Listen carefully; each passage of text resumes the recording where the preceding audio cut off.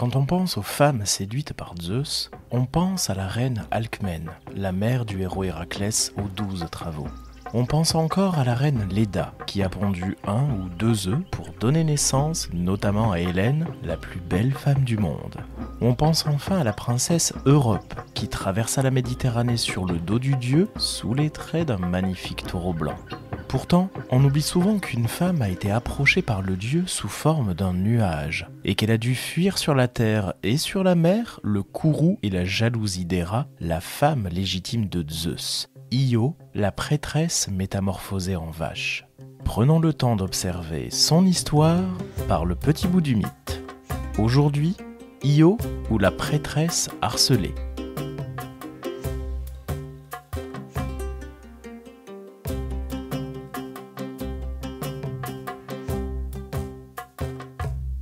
Notre histoire débute dans les terres argiennes, en plein cœur du Péloponnèse, en Grèce, dans la cité d'Argos.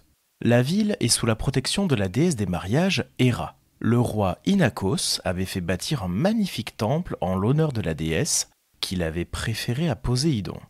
Inachos était fils d'Océanos et de Thétis, les titans de l'océan.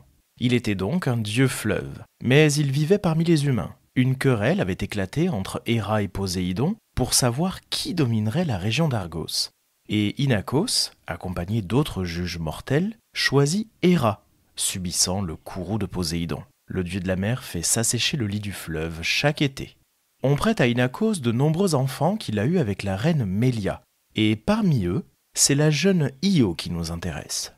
D'autres versions donnent à Io d'autres parents, principalement Iassos et Leucanée, ou encore Pyrène, un membre de la famille royale de Corinthe. Mais ce n'est pas ce que retiennent la plupart des auteurs, et notamment les auteurs de tragédies. On ne sait rien de la jeunesse d'Io. On apprend seulement qu'elle devient prêtresse de la grande déesse Héra, Héra dite argienne, c'est-à-dire celle qui protège la ville d'Argos, et Io lui est totalement dévouée. Ovide nous conte dans ses métamorphoses les sentiments d'Inachos, ou d'Inachus en latin, absent d'un rassemblement des dieux fleuves de sa région. Seul l'Inachus est absent. Retiré au fond de son antre, il grossit ses os de ses larmes. L'infortuné pleure Io, sa fille, comme s'il l'eût perdue. Il ne sait si elle vit encore ou si elle est chez les mânes. Mais ne la trouvant nulle part, il croit qu'elle n'est nulle part, et il craint pour elle le pire destin. Jupiter, l'ayant vue revenir du fleuve paternel, lui avait dit « Ô Vierge digne de Jupiter, toi dont la couche fera de celui qui t'aimera, quel qu'il soit, un bienheureux, viens sous les grands ombrages de ces bois. » Et il lui avait montré les ombrages des bois, tandis que le soleil est brûlant et qu'il atteint le sommet de son orbite à moitié parcouru. Si tu crains de pénétrer seul dans les repères des bêtes sauvages, un dieu est là pour te protéger. Avec lui, tu pourras en toute sûreté avancer jusqu'au fond des bois. Et il ne sort pas de la plèbe des dieux. C'est moi qui tiens dans ma main puissante le sceptre du ciel, moi qui lance la foudre rapide. Ne me fuis pas. Elle fuyait en effet. Déjà, elle avait dépassé les pâturages de Lerne et les campagnes boisées du Lyrcée, quand le dieu cacha la terre en l'enveloppant, au loin, dans une nuée ténébreuse. Il arrêta la fuite de la nymphe et lui ravit l'honneur. Jupiter, le Zeus des Romains, apparaît ici comme une nuée ténébreuse, donc un nuage noir qui vient envelopper la jeune fille, qu'Ovide nomme nymphe, en référence à la fois à sa jeunesse et à sa propre naissance divine. On ne sait rien, cela dit, de l'origine des sentiments du dieu de la foudre. Une version très minoritaire fait intervenir une fille du dieu Pan et de la nymphe Écho, celle qui est connue pour son amour impossible avec Narcisse. Il s'agit de la jeune Iynx. Selon des scoliastes ou des commentateurs, celle-ci aurait donné un breuvage d'amour à Zeus pour qu'il tombe amoureux d'Io. Héra ne se venge pas moins, puisqu'elle transforme Iynx en statue de pierre ou bien en oiseau, le torcol qui était utilisé dans les enchantements. Mais revenons à Ovide et à la réaction d'Héra, nommée Junon, sous la plume du poète romain. Cependant, Junon abaissa ses regards sur la campagne. Elle s'étonna que des nuages passagers lui eussent donné l'aspect de la nuit pendant une journée brillante. Elle reconnut qu'il n'était ni produit par le fleuve, ni renvoyé par la terre humide. Elle cherche de ses yeux tout autour d'elle où est son époux, car elle le connaît assez pour l'avoir tant de fois pris en faute ses infidélités. Ne l'ayant pas trouvé dans le ciel, Ou je me trompe, dit-elle, ou je suis outragée. Elle descend du haut de l'éther, prend pied sur la terre et ordonne aux nuages de se retirer. Mais Jupiter avait prévu son arrivée, et il avait changé la fille de l'Inachus en une génisse d'une blancheur éclatante. Même ainsi, elle était belle encore. La fille de Saturne, quoique à contre-cœur, admire la perfection de ses formes. « À qui appartient cette génisse? D'où vient-elle et quel est son troupeau ?» demande Junon, comme si elle ignorait la vérité. « Elle est née de la Terre », répond Jupiter, inventant un mensonge pour couper court à ses questions sur l'origine de l'animal. La fille de Saturne demande à son époux de le lui donner. Que peut faire le dieu? Il est cruel de livrer l'objet de son amour. Ne pas le donner est suspect. Si la honte le persuade d'un côté, de l'autre l'amour le dissuade. La honte eût bien été vaincue par l'amour, mais si Jupiter avait refusé de donner à sa sœur, à la compagne de sa couche, un aussi léger présent qu'une génisse, il aurait pu faire croire que ce n'était pas une génisse. En possession de sa rivale, la déesse ne bannit pas sur-le-champ toute crainte. Elle se méfia de Jupiter et redouta un larcin jusqu'au jour où elle confia la garde d'Io à Argus, fils d'Arestor. Argus avait une tête entourée de 100 yeux. Il se reposait à tour de rôle, par groupe de 2 à la fois. Tous les autres veillaient et restaient en faction. Quelle que fût son attitude, il regardait du côté d'Io. Il avait Io devant les yeux, même le dos tourné. Le jour, il lui permet de paître. Quand le soleil a disparu sous les profondeurs de la terre, il l'enferme et il fixe d'indignes liens autour de son cou. Elle se nourrit de feuilles d'arbres et d'herbes amères. Elle n'a d'autre lit pour se coucher que la terre, qui n'est pas toujours couverte de gazon, d'autres boissons que l'eau des ruisseaux fangeux. Elle aurait bien voulu tendre à Argus des bras suppliants, mais elle n'avait pas de bras à tendre à Argus. Elle tenta de se plaindre, mais il ne sortit de sa bouche que des mugissements. Leur son lui fit horreur, et sa propre voix l'épouvanta. Elle se dirigea vers les rives où elle avait coutume de jouer, les rives de l'Inachus. Quand elle aperçut dans l'eau ses cornes nouvelles, prise de terreur, éperdue, elle recula, se fuyant elle-même. Les naïades ignorent, et l'Inachus ignore aussi qui elle est. Mais elle suit son père, elle suit ses sœurs, elle se laisse toucher et s'offre à leur admiration. Le vieil Inachus accueille des herbes qu'il lui tend. Elle lèche les mains de son père, elle en baise les paumes et ne peut retenir ses larmes. Si les paroles pouvaient lui venir, elle demanderait du secours, elle dirait son nom et ses malheurs. À défaut de paroles, des lettres que son pied a tracées dans la poussière ont révélé le triste secret de sa métamorphose. « Malheureux que je suis !» s'écrie l'Inachus, son père. Et il se suspend aux cornes et au cou de la blanche génisse, qu'il entend gémir. « Malheureux que je suis !» répète-t-il. « Es-tu bien ma fille, que j'ai cherchée par toute la terre ? Quand je ne t'avais pas encore trouvée, tu étais pour moi un moindre sujet de deuil que depuis que tu m'es rendu. Tu te tais, tu ne peux t'entretenir avec moi, des soupirs seulement s'échappent du fond de ton cœur, et tout ce que tu peux faire, c'est de répondre à mes paroles avec des mugissements. Et moi qui, dans mon ignorance, préparais pour toi la couche et les torches nuptiales, j'espérais d'abord un gendre, et puis des petits-fils. C'est maintenant dans un troupeau que tu dois avoir un époux, dans un troupeau que tu dois avoir un fils. Et la mort ne peut pas me délivrer de si grands chagrins. Pour mon malheur, je suis un dieu. La porte du trépas qui m'est fermée me condamne à un deuil éternellement prolongé. » Tandis qu'il exhale ses plaintes, Argus, constellé dieu, le repousse. Il arrache la fille à son père. Il l'entraîne dans des pâturages écartés. Puis il va à quelque distance se poster sur le sommet du montagne élevé, et de là-haut, toujours assis, il fait le guet dans tous les sens. L'histoire d'Ovide pourrait s'arrêter ici, puisqu'Argos semble impossible à tromper. Mais le roi des dieux connaît des tours qui permettraient de mettre en déroute définitivement Argos sans agir lui-même à découvert. Voici le dialogue que nous propose l'auteur Lucien de Samosate dans son recueil de dialogues des dieux. 2 personnages sont présents, Zeus et Hermès. Zeus. Tu connais la fille d'Inachos, la belle enfant, Hermès ? Hermès. Oui, tu veux parler d'Io.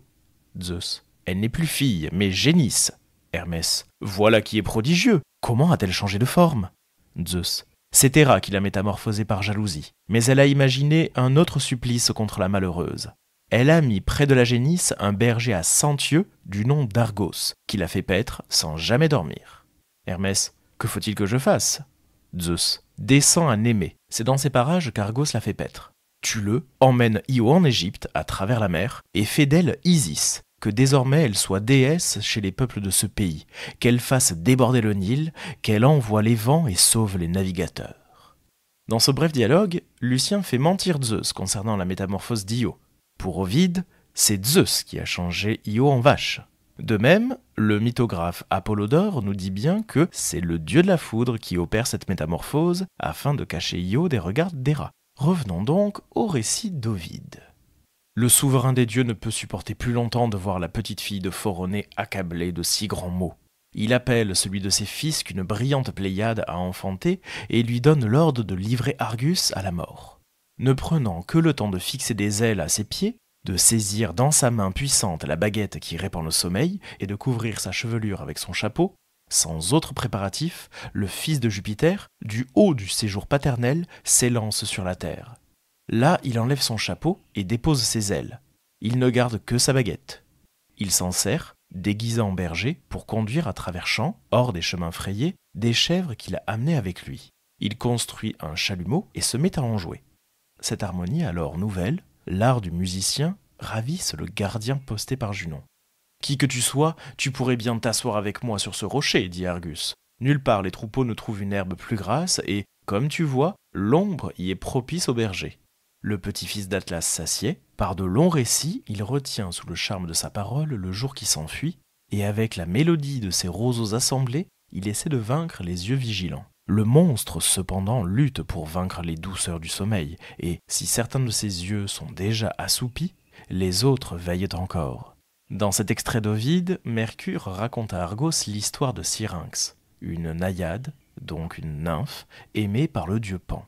Ce dieu sauvage lui courait après, mais elle lui échappe en demandant à être changée en roseau. Pan l'attrape tout de même, coupe les roseaux pour en faire une flûte, la célèbre flûte de Pan, dans laquelle il souffle gaiement au quotidien. Mais Mercure n'a pas le temps de raconter cette histoire, offerte au lecteur des Métamorphoses plus qu'à Argos. Voici la suite de l'histoire. Le dieu du Silène allait raconter cette histoire quand il vit que tous les yeux d'Argus, succombant au sommeil, s'étaient fermés. Aussitôt il se tait et, pour l'assoupir plus sûrement encore, il promène sur ses paupières languissantes sa baguette magique. Puis brusquement, tandis que la tête s'incline, il la frappe de son épée recourbée à la jointure du cou et la fait rouler toute sanglante à bas de la roche, dont elle souille les flancs escarpés. Argus, te voilà gisant. La lumière dont tu animais tous tes regards s'est éteinte et tes cent yeux sont plongés dans la même nuit. La fille de Saturne les recueille, elle en couvre le plumage de l'oiseau qui lui est cher et les répand comme des pierres précieuses sur sa queue étoilée. Au même instant, la déesse s'est enflammée. Sans donner à sa colère le temps de s'apaiser, elle a évoqué l'horrible Érinis devant les yeux et dans l'âme de l'Argienne, sa rivale, et elle a caché au fond de son cœur les aiguillons d'une démence qui l'emporte épouvantée dans tout l'univers.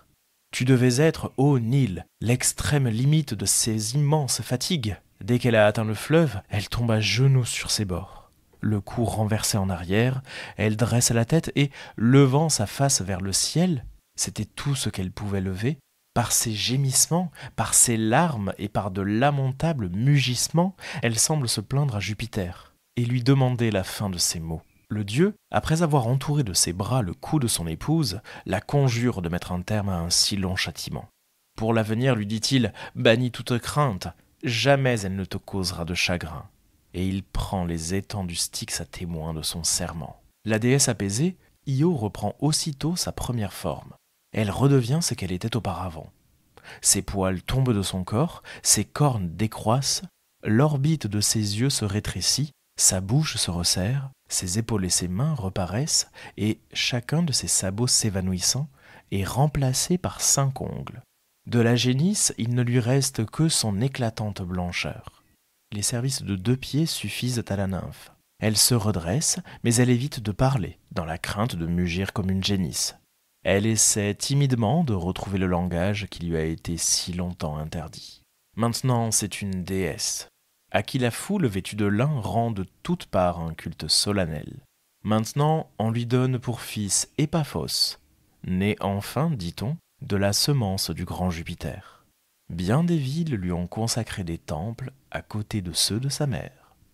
Et pour les anciens, Io est rapproché d'Isis, comme l'a dit Zeus dans l'extrait de Lucien et le narrateur dans le poème d'Ovide. Isis est la grande déesse d'Égypte, la femme d'Osiris et la mère d'Horus. Isis était parfois représentée comme une femme à cornes de vache.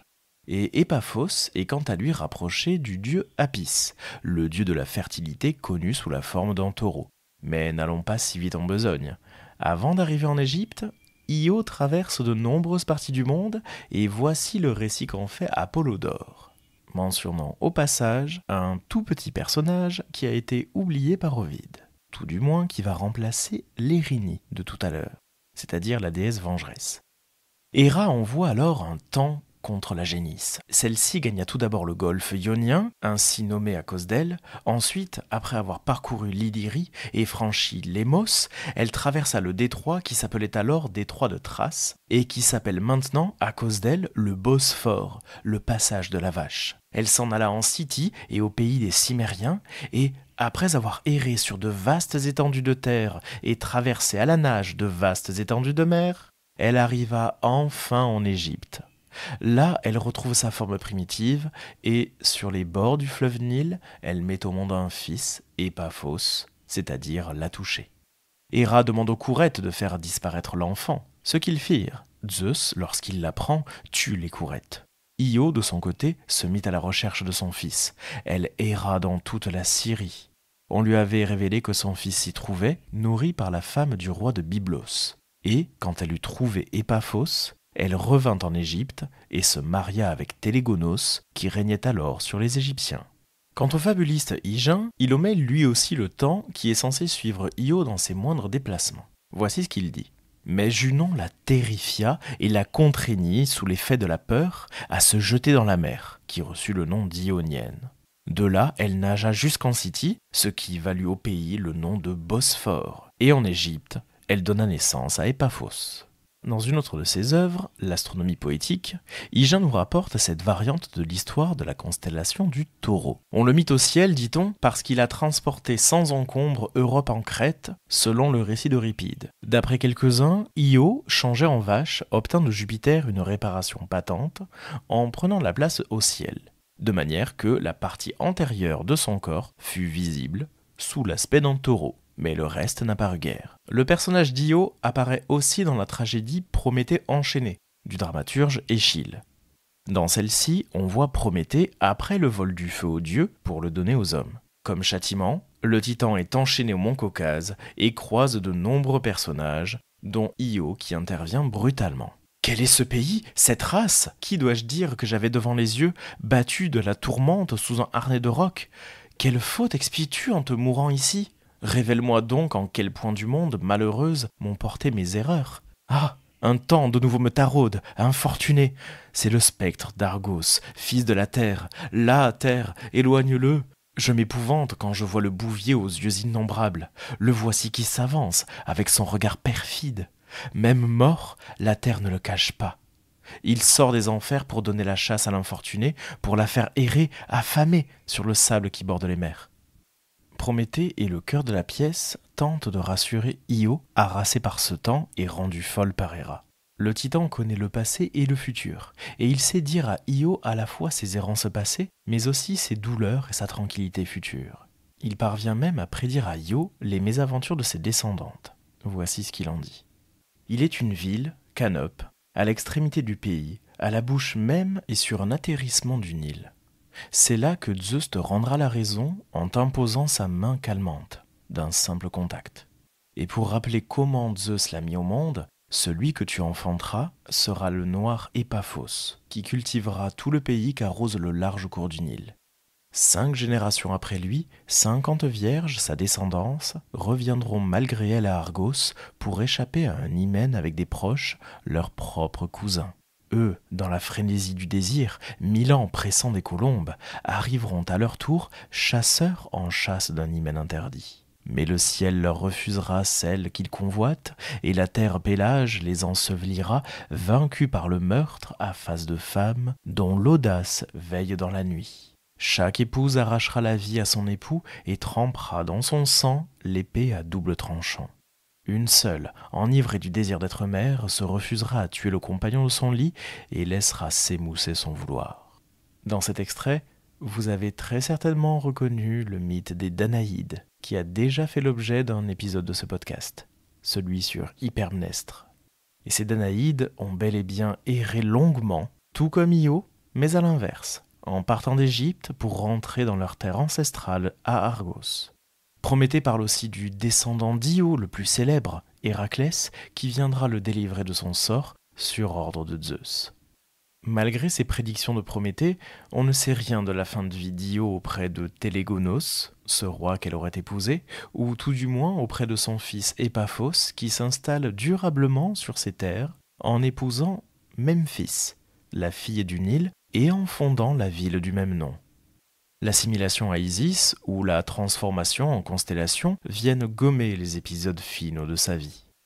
Et c'est ainsi que s'achève notre parcours dans l'histoire d'Io, qui aura parcouru une bonne partie du monde, à la recherche d'une terre où vivre saine et sauve, puis même à la recherche de son propre fils. Tout cela après avoir été longuement harcelé par la colère des rats et le temps qui lui avait été lancé comme une Érinnie qui suit un meurtrier. Il s'agit d'un épisode spécial publié dans le cadre du Podcaston. De nombreux créateurs de podcasts se réunissent cette semaine pour aider des associations et des ONG à recueillir des fonds. Je vous donne de plus amples informations en description de l'épisode et vous laisse vous rendre sur le site internet du Podcaston. Plusieurs podcasts du label Tout Savoir ont participé. Vous pouvez d'ailleurs retrouver notre épisode commun. Merci d'avoir écouté cet épisode du podcast par le petit bout du mythe. N'hésitez pas à vous abonner à ce podcast sur votre plateforme de streaming préférée et à laisser 5 étoiles sur Apple Podcasts et Spotify. Partagez cet épisode sur les réseaux sociaux pour que nous soyons toujours plus nombreux à faire vivre ces petites histoires de la mythologie. Vous pouvez prolonger l'aventure en lisant certains ouvrages qui ont été cités. Je vous mets la bibliographie en description et dans l'article du jour sur le site du podcast. Le tout accompagné d'un dossier documentaire. À bientôt pour un nouveau coup d'œil par le petit bout du mythe.